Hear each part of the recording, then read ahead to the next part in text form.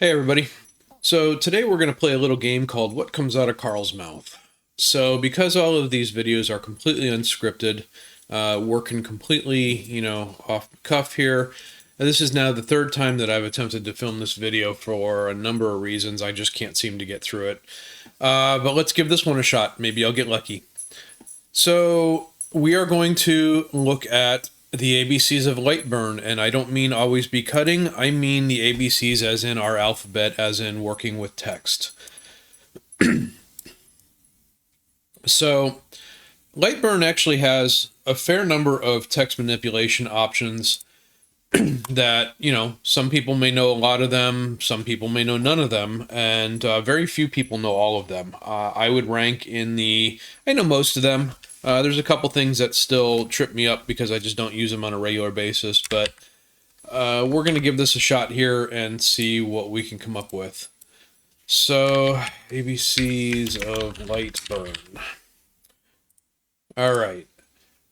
So let's start out. I've got maybe 8 or 10 tips that I'm going to give you today. They're going to range anywhere from duh, everybody knows that, to oh, that's neat. And if you run into an oh, that's neat, and you happen to use it in one of your projects, I would absolutely love it if you would share in the comments below so that I know, some of the stuff that I'm covering here today may have helped you out in some way, may have spurred some sort of creativity.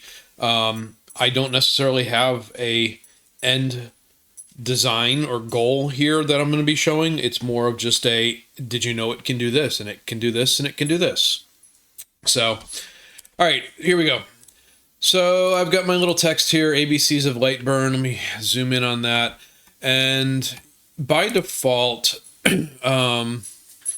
right now it's kind of defaulting to my last used because I've been playing around with this morning. But if I were to just open up a new window, and let me actually do that. So I'm going to open up a new window. Project wasn't closed properly. No. And if I go to this, you'll see that my default font up here in the text area, the text controls, defaults to Arial, and 25 millimeters height and some basic settings. That's all set in the LightBurn settings default properties, default text properties. So let me come back over to my workspace here, and I'm going to hit the little gears icon, or if I wanted to, I could go to edit settings. Gets me to the same place. So edit settings, and then by default we're on displays and units. I'm actually going to go down to file settings. And file settings has this section right here, which is the instruction set to say, hey, every time Carl clicks on that little A there, it says, hey, okay, I'm going to write some text on the screen. It's going to run into here and it's going to say, okay, well, what's my default font? What's my default size? Is there anything I need to know in order to let him put text on the screen in a predictable way? So that's what our defaults do. So I can come in here and I can choose whatever default font I want. I think the system default for me just happens to be Arial here. God, every time I say that, Little Mermaid. Sorry. For those of you with kids, you'll get it.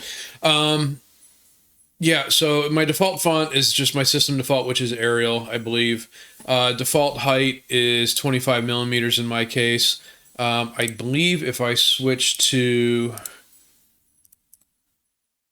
inches and I come back in there. Yeah, so my default height then drops down to inches. So this is based on the unit of measure that you're set up for in your workspace.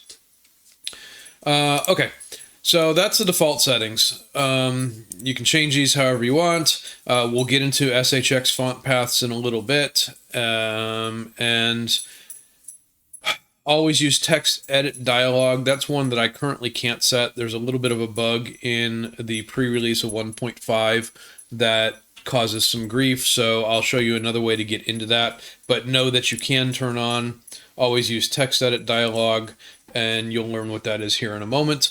And then right to left text support. I don't use this feature, so I'm kind of ignorant in it, but I imagine if you are using maybe a foreign language that does do a right to left text, I want to say some of the Arabics and stuff like that are right to left oriented. So you can turn on that support in here by default.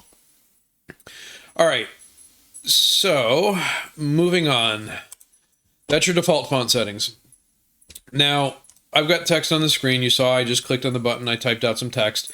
I can edit this text in a couple ways. I can double click on it and I'll get my little text cursor back here and I can edit to my heart's content. I can change my fonts. I can change my size. I can do all kinds of fun stuff. I can turn on bolds and italics all from the toolbar up here, or I can right click on it and say edit text shape. And so that brings up a nice little toolbox here, and there's my text. So I can actually come in here, directly edit my text. I can, again, change my fonts. I can change my bolds, my italics, uppercase, lowercase. Welded we'll touch on in a minute here. My height, horizontal and vertical space. So H space is the spacing between the letters. So if I increase that, it grows. If I shrink that, it crunches them together. And vertical space, if I've got multiple lines, vertical space is my spacing between the lines. A line X and a line Y are also up here. We'll take a look at those in a little bit. Those are going to be applicable to text, putting text on path, as well as when you curve your text. Okay, so that's two different ways that you can edit your text once you get it in there. You can double click, or you can go to the edit text shape dialog box. All right, so that's tip number 1 is default font settings. Tip number 2 was edit text shape. Editor me here. So I realized after filming this whole thing that I actually missed 2 relatively important parts that I wanted to touch on, which is distort and weld. So we're going to take a quick look at that now before we return you to your regularly scheduled video. Welding is an easy one. So let's say I've got a nice script font that I want to look at. Let me get my system fonts back on and find something scripty. It's kind of scripty, but give me something a little bit sure, brush script. Okay, so welding, you'll see in this case my scripts, my A and B are welded together, my C and S are welded together, my individual cursive letters here on LightBurn are welded together, and what that means is they've actually become one solid shape. So if I were to convert this to a path, which you'll see later in the video, you'll see that if I were to click on this, everything from the I all the way to the end of the B here would be one shape, the URN would be one shape, so that's welded. If I turn off welding, what you're going to get is you're going to get each of those stand out individually, so they no longer flow into each other, they actually more overlap each other. So it's great with script fonts or even non-script fonts if you're playing with that X spacing, the H space, and you squeeze them together and you want your letters to kind of flow into each other, you can turn welding on. I leave it on by default. To me, it's just the natural progression of how I want to burn things. I want to have them as all one unit, especially if they're a script font like this. So that's welding. Now, the other thing, and we will get into curves again a little bit later in the video, but since I'm already interrupting, I will actually take a look at what distort does. So when we get into curving, distort, if you'll notice as I wrap this around, my text more or less stays the same proportions as if it were laid flat. So no matter how much I curve or uncurve this, my A is always the right shape for an A, and all it's doing is it's kind of rotating it in relative position to those letters around it. Now, if I come in here and I turn on distort, everything gets a little bit wonky. And so what happens, and this is a good way to look at it, is if you take a look like here, my F and my L, my B and my C and my S all kind of touch each other and they end up welded. Just because we're trying to occupy the same space at the same time. Now, if I turn on distort, you'll notice that all those welds go away, because what it does is it actually like pinches the top as you get closer to the center point of the circle, and it elongates the bottom as you get further away. So as I'm curving this, it will continue to distort those letters. And if I go the other way with the curve, you'll see the same thing. You'll see the, as you get closer to the center, they pinch down more narrow. As you get farther away, the G's a good one, it actually expands out. So you can see as I turn that on and off, some of the effects of distort there. So that's weld and distort. I just wanted to inject those in there as missed opportunity to show them as part of the main video. And at this point, I will return you to your regularly scheduled program. Let's look at controls. Just like anything else in LightBurn, you've got a series of controls here. You've got the little drag handle in the middle, so I can pick that up, I can move it around, shake it all around, shaken not stirred. I've got my grab handles for vertical, so I can stretch this out vertically. If I go the other way, it flips it upside down. That's kind of neat. If I grab my side handles, it does horizontal scaling, so I can shrink it down, spread it out, whatever. And those are all non-proportional manipulation. If I want to maintain my proportions, my aspect ratio, my letters, I can grab the corners and I can resize and do whatever I need to do. So that's all pretty standard. Your rotate is here. If I want to rotate that around, I can do so. So that's all the basics. Now, there's a couple of additional ones on here that you'll see also on some of the other shapes, which LightBurn calls them shear X and shear Y. I actually like to call it a skew and a shear. So to me, shear X is kind of an actual shear. It it bends it essentially off to the side. It shears it left or right. So let's say maybe I'm working with a font that doesn't have italics. I can use that, or if I want to go extreme, I can really lean my text over or lean it back as I need to. And then what I call skew would be shear Y, which actually kind of rotates it around a center point, but it does more than rotate it. It actually kind of like shear, it actually manipulates the angle of the text and the proportioning of the text, so that it almost looks like, it's not quite perspective, but it twists it around that center point, and you can see that my shapes distort as if I was looking at them from an angle as opposed to just purely rotating them. So those two controls are there. So that's your shear and skew, or they call them both shear X and shear Y, I believe. So that's the basics. Now you've also got a new handle here, which is this blue circle. And so this blue circle, let me zoom out a little bit because you'll want to see this, is I can take that blue circle and I can make a smiley face, or I can make a frowny face. So what those do is it actually curves my text, and you'll notice that in this case it's curving it a little bit of an oblong, more so I think because of the spacing and size of what I've got here. If I stretch this out, wrong button. Stop. I swear I'm grabbing the blue handle. Oh, there it is. Okay. So there, I spaced out my text a little bit, and it gives me more of a circular. So, it kind of looks at, if I squish this, stop grabbing the wrong hand. Oh, it moved it. And do that, I get more of that oval shape. So you can play with that, and that gives you the ability to basically curve your text. Text on path is going to give you a little bit more control, but if you just want to come in here and do a really quick, hey, I want to drop this maybe under a round profile picture or something, and take their name and curve it. I don't know. There's all kinds of use cases where you might want to just do a quick curve on the text. So that'll allow you to do that. Now, as far as modifiers go for that, you've got a couple up here. You've got your align X and align Y. So align X is going to give me left and right. So right now it's on middle. If I change that to left, let me bring this back into the screen here. And if I curve that, it's going to curve off to the left. Now, if I choose right, it's going to curve off to the right. So what it's doing is it's picking the end of my text here and saying, I want to curve down from there.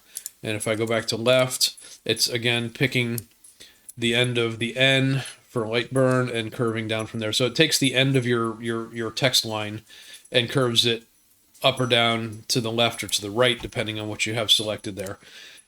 Middle is middle. It's going to curve from the middle of the line of your line of text.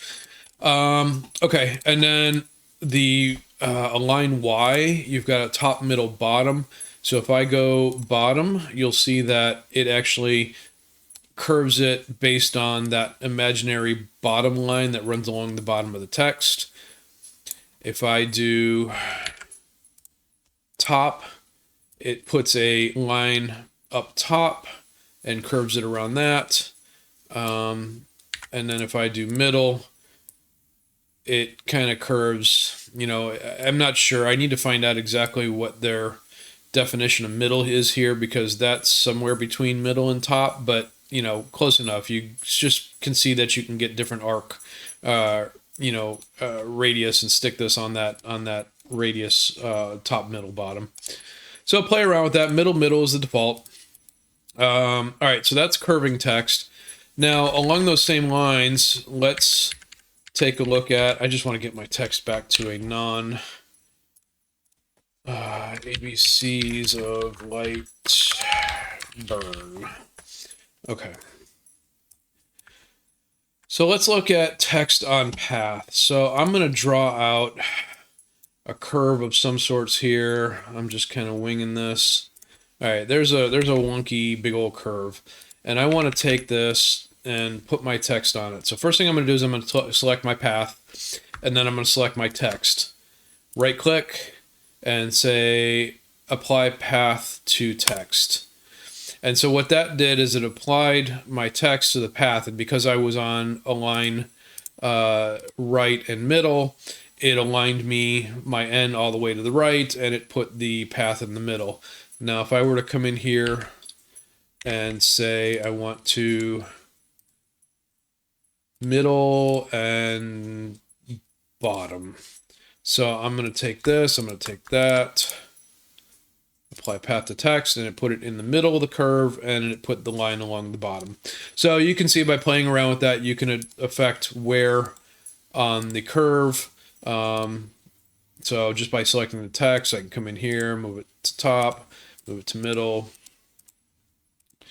left, right, middle. So, and apply that text along the path. Now, at that point, you'll see that I've lost my control handles. They're pretty much fixed now because I'm on the path. So if I want to change this now, I would actually have to change the path. So I could come in here and I can manipulate this path a little bit. I can, stretch it out, do whatever I want. I can curve it.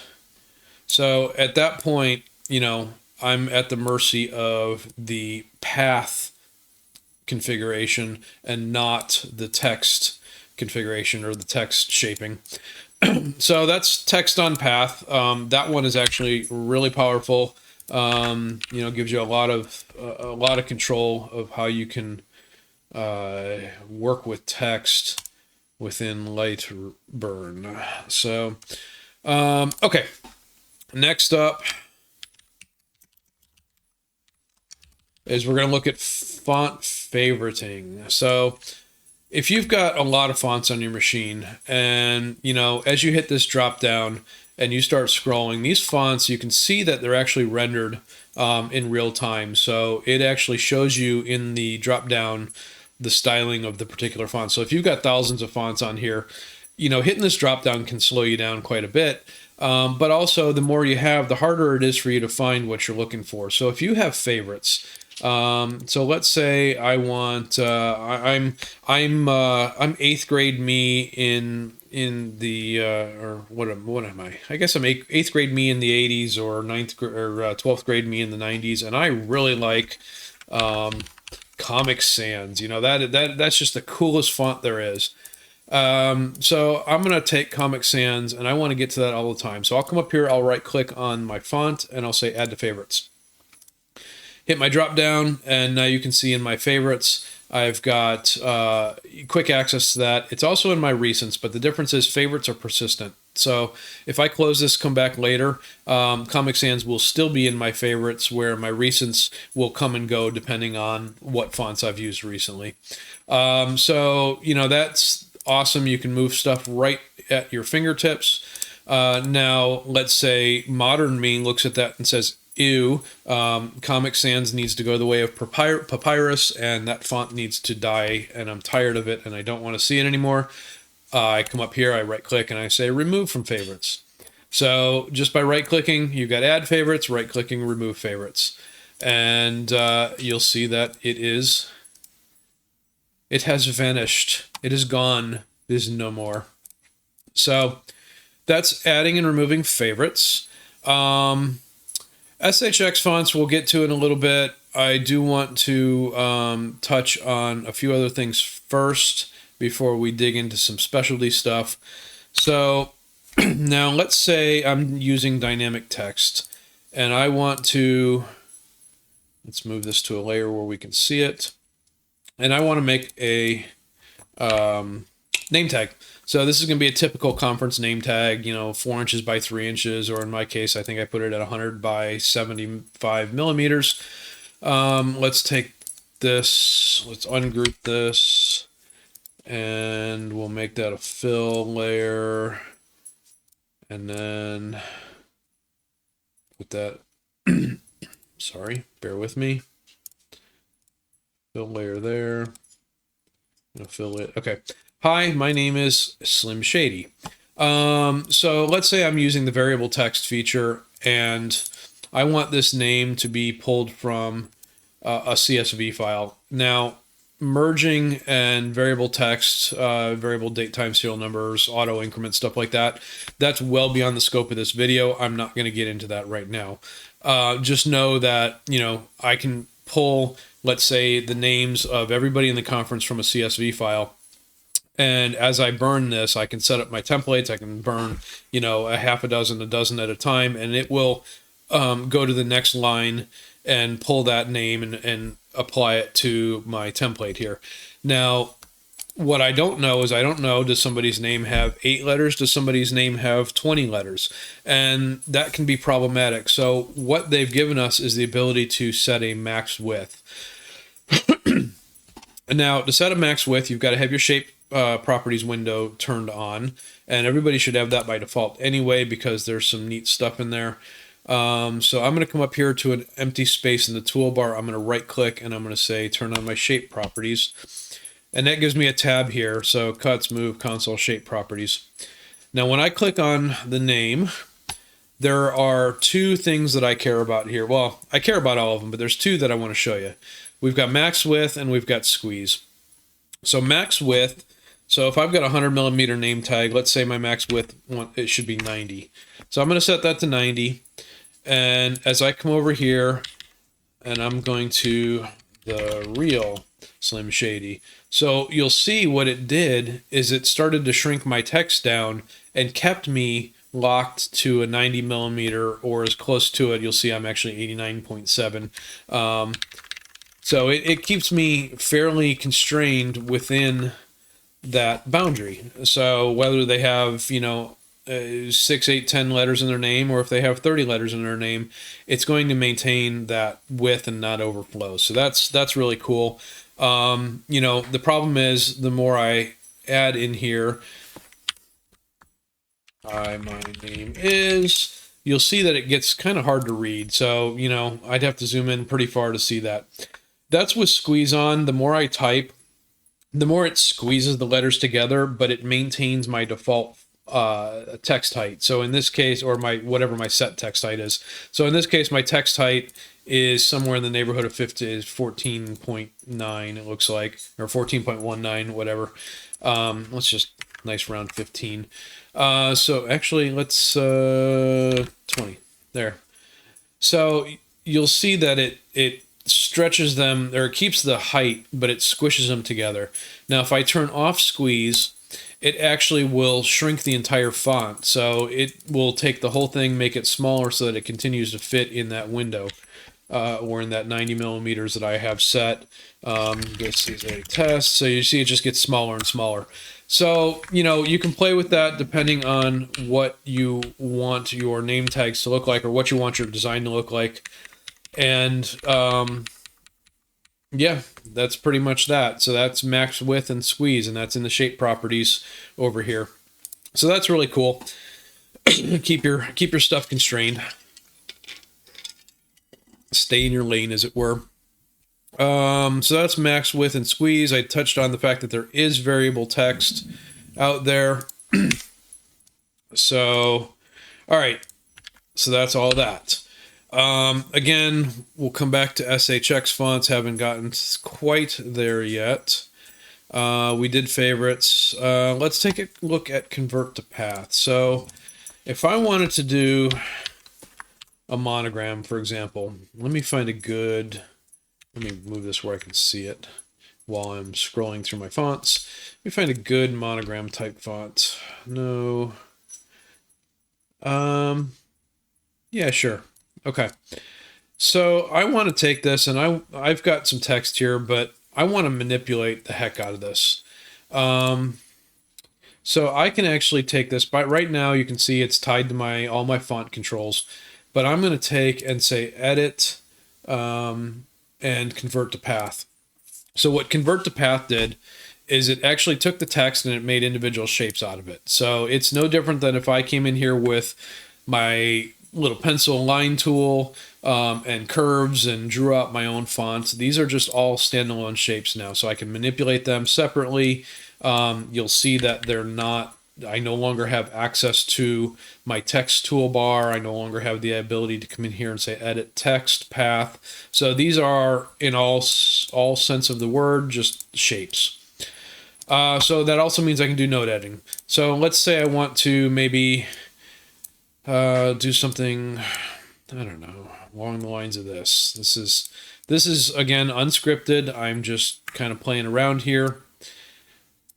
So I've got a really big CJF, and I want to maybe manipulate some of the node configuration on here. So there's my nodes, and let's say I come in here, delete that, and maybe curve this up to fit a coin. Maybe I'm, you know, putting this inside of something round.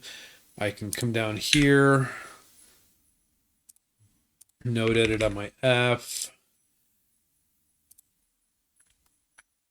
And just really, you know, you get the point. I can play around with this and do all kinds of, you know, neat things to get myself in trouble, and, you know, do something really ugly, or who knows. It's kind of a fun way for you to come in here and take something, a font, for example, and, you know, manipulate it to be whatever you need. So, you know, picture an imaginary circle going around there, for example. That's ugly, but hey, it's mine. It's my baby. So that's converting to path. So you can take your fonts, you can convert them down to pure shapes, and carry on with your day. All right, ABCs of LightBurn. Lastly, let's take a look at the Shx fonts. So Shx fonts are a carryover from the old AutoCAD day. I don't know all the logistics of them. They are some kind of almost a mathematically rendered font, almost I call it a vector type of font. You know, if I had to really kind of put an explanation around them. But what they're really useful for is they're really useful for something like... I don't want that to be a fill. I need that to be a line, so we're going to change that back to that. Okay, they're really useful for something like this, where I only want a what I'm going to call a single line text, which is there's no thickness to this. It's as if I drew a line like that without any dimension to it. So when I burn that, it's going to burn it just once around the block and then move on, or however many times my passes are set for. But it's not going to create an outline. It's not going to give me the ability to fill it. You'll see if I try to fill this, it does some weird things, because they're really just not, it's not meant for that. So, you know, if I had a CNC, I would use this for maybe if I had a V-bit installed and I just want to do a straight V-bit engraving, and it's just going to trace down the middle of that line and then move on to the next one. But the SHX fonts are something that you can pull and configure. And so what you're going to do is you're actually going to download them, and I'll put the link down in the description. There is a default set here that are provided by LightBurn that you can pull from their Dropbox.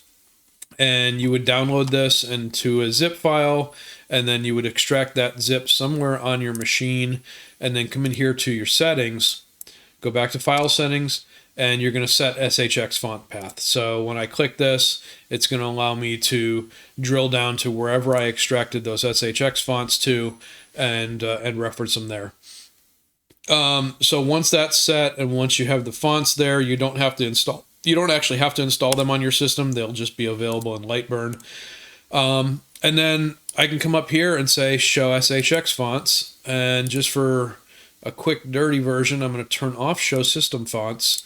And so here's all the SHX fonts. And you'll see that, you know, these are all, again, those kind of single line width, you know, fonts that if you really need some tiny engraving, this is the way to do that. This is, you know, there's some fancier ones here. I mean, you'll see that this is actually a lot of different traces. If you look at the dancing ants there, that's not just single shapes. It's just a bunch of lines. But you know, these are really good way for you to get some really small engraving really clear, because it's not trying to do a filled out version of the lettering. So anyway, so that's SHX fonts, and I think that pretty much covers everything that I wanted to talk about today. So you know, we looked at default font settings, we looked at editing the text shape a couple different ways. We looked at our standard shape controls and modifiers, resizing, rotating. We looked at the shear X and Y, or skew and shear. Curved text, text on path, font favoriting, SHX fonts, shape properties, max width and squeeze. We touched on the fact that variable text exists, and convert to path. So if there's anything I missed, definitely leave it in the comments below. It's entirely possible I missed something, you know, that would be useful to everybody, and you know, go ahead and share. But just know that most of what I pulled here today actually came from the fonts and text documentation right off LightBurn website. I did know most of this. I do use a lot of this on a regular basis, but it's just a good refresher to come in here and take a look at, you know, some of the things that you may not use on a regular basis, and refresh yourself on how to use them and what they do. So definitely, you know, come check that out. Don't forget to drop over to the LightBurn software page, you know, download the latest version. You can get to the support forum, you can get to the documents page, and, you know, yeah, I think that's about it. So LightBurn's awesome. Don't delay. Go get it if you don't have it. If you do have it, hopefully this was helpful to somebody. And until the next video, take care all.